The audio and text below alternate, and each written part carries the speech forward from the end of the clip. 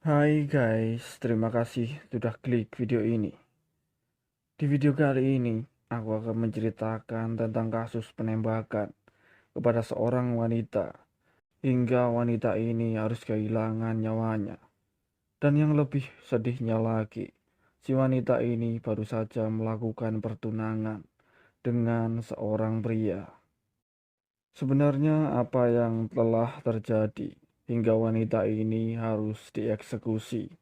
Yuk kita simak videonya.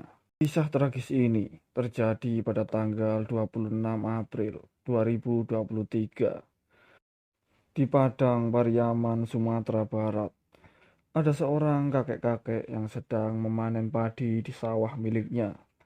Aktivitas yang ia jalani itu berjalan normal hingga akhirnya pada jam 13.00 ia mendengar suara letusan tembakan yang tidak jauh dari posisinya pada waktu itu.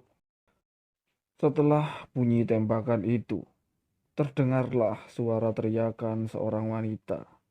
Kakek tadi pun menoleh ke arah sumber suara, dan akhirnya dia mendapati dan melihat teriakan tersebut berasal dari cucunya yang bernama Siti Nurfadilah, berusia 20 tahun, yang memang pada kala itu sedang membantunya untuk memanen padi. Dengan spontan, kakek itu langsung berlari menghampiri Fadilah dan melihat kondisinya. Dia terheran-heran ketika melihat dada sebelah kanan dari Fadilah mengeluarkan banyak cairan berwarna merah. Sontak dia pun berteriak meminta pertolongan. Kakak dari Siti yang memanen padi tidak jauh dari situ pun langsung datang. Ketika mengetahui kondisi adiknya yang sedang kritis, ia berinisiatif untuk berlari mencari pertolongan kepada warga sekitar. Namun naas, nyawa Fadilah sudah tidak terselamatkan. Ia meninggal di lokasi kejadian. Warga yang mengetahui kejadian itu langsung melaporkannya ke pihak kepolisian. Di sisi lain, tubuh Fadilah segera dibawa ke rumah sakit untuk dilakukan otopsi. Polisi yang mulai berdatangan langsung melakukan olah TKP serta penyelidikan untuk memperkirakan dari mana arah tembakan dilancarkan. Sekarang kita kembali dulu kepada Fadilah.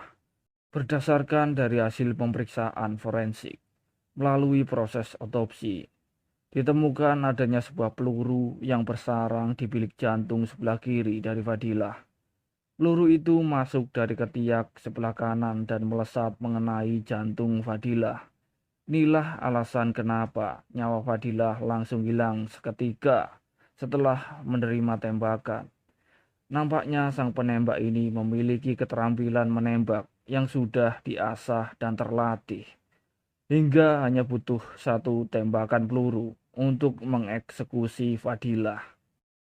Sementara dari hasil olah TKP dan dari keterangan saksi-saksi yang diperiksa, polisi pun langsung menduga jika mantan pacar dari Fadilah yang bernama Muhammad Rozi berusia 29 tahun adalah pelaku karena diketahui dari warga jika dia memiliki hobi berburu babi hutan dan burung menggunakan senapan. Pihak kepolisian pun segera mendatangi rumah dari Rozi untuk dimintai keterangan. Ketika sedang dimintai keterangan, jawaban dari Rozi ini sangat tidak kooperatif. Akhirnya Rozi pun diamankan dan dibawa ke kantor polisi untuk dilakukan interogasi yang lebih dalam lagi.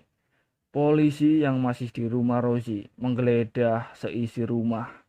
Di dalam rumah itu, polisi berhasil mengamankan sebuah senapan berkaliber 8 mm, identik dengan peluru yang bersarang di jantung korban.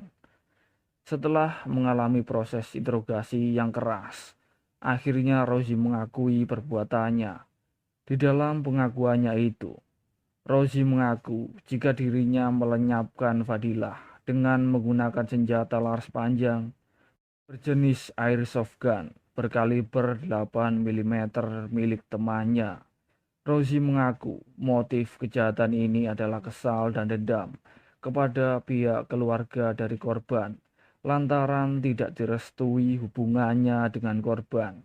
Ternyata guys, Rozi ini merupakan mantan kekasih dari sang korban Fadilah. Rozi pun mengakui telah merencanakan penembakan itu 2 minggu sebelum kejadian. Rozi yang merasa kesal sudah menjalani hubungan bersama korban selama 5 tahun. Harus kandas begitu saja karena dihalangi oleh kedua orang tua dari korban. Kedua orang tua korban tidak menyetujui hubungan mereka karena kelakuan Rozi yang dikenal kurang baik di mata masyarakat. Oleh karena itu, korban dijodohkan oleh orang tuanya dengan orang lain. Rozi ini dikenal di dalam lingkungannya sebagai pria hidung belang karena kerap kali bergonta-ganti pasangan. Selain itu, selama mereka berhubungan pacaran selama 5 tahun, Rozi tidak menunjukkan tanda-tanda keseriusan untuk menikahi korban. Maka dari itulah pihak keluarga memutuskan untuk menjodohkan Siti kepada pria lain yang siap menikahinya. Rozi yang mengetahui perjodohan itu langsung kesetanan dan tidak rela pujaan hatinya dimiliki oleh orang lain. Rozi berpikir jika dirinya tidak bisa memiliki Fadilah, maka orang lain pun tidak ada yang boleh. Rozi yang sudah mengetahui aktivitas dari korban, diam-diam mulai mengamati korban dari atas bukit dalam posisi berjongkok. Kemudian korban yang tengah memanen padi bersama dengan kakeknya tidak menyadari kalau dirinya dalam bahaya. Rozi sedang mengintai dan mencari posisi yang pas untuk menembak korban. Setelah dirasa menemukan posisi yang tepat, Rozi pun mulai membidik korban. Posisi Rozi saat itu hanya berjarak 50 meter dari tempat di mana korban berada. Dia tidak diketahui karena bersembunyi di semak-semak bukit. Di sela-sela sedang membidik itu, Rozi mengaku sebenarnya tidak tega untuk menembak mantan pacarnya tersebut. Dia mengaku menangis karena tahu pasti korban ini akan kehilangan nyawanya, terkena peluru yang ditembakkan olehnya. Namun karena dorongan rasa sakit hati kepada pihak keluarga korban, akhirnya Rozi pun kembali mengangkat senjata lalu membidik di area organ vital korban, yakni pada jantungnya. Rozi pun akhirnya menembak dan peluru pun melesat mengenai ketiak kanan korban hingga tembus ke jantungnya. Karena memang bidikan dari penjahat yang satu ini terkenal jitu, korban pun langsung kehilangan nyawanya di lokasi itu juga. Atas perbuatan itu, Rozi dijerat dengan pasal 340 KUHP tentang pembunuhan berencana, tervonis hukuman mati. Itulah guys kasus yang aku sampaikan hari ini. Semoga kisah ini bisa menjadikan pelajaran untuk kita semua, terutama untuk yang ditolak cintanya. Janganlah bersedih dan janganlah berputus asa. Ingat, wanita atau laki-laki masih banyak di luaran sana. Tidak ada rotan akar pun jadi.